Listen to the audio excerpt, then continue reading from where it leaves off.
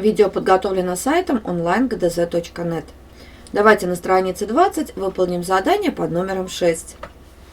Дома повтори правила безопасности, изученные на уроке. Попроси кого-нибудь из взрослых проверить себя. Придумай, нарисуй условные знаки к некоторым правилам памятки, чтобы не было беды у воды, по своему выбору.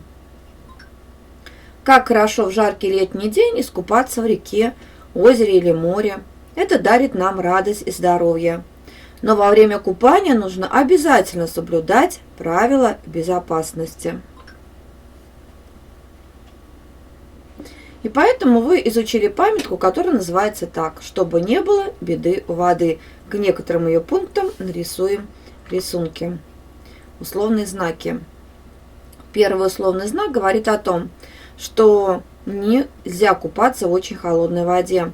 От холода может свести ногу, но нужно купаться в том случае, если температура водоема больше 15 градусов. Следующий знак говорит о том, что нельзя плавать в незнакомом месте. Там могут быть разные неожиданности, например, подводные течения.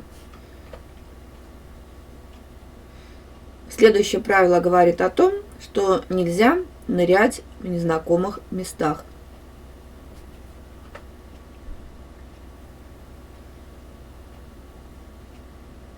Потому что в незнакомом месте могут быть осколки бутылок и прочие предметы, которые могут повредить ногу, например.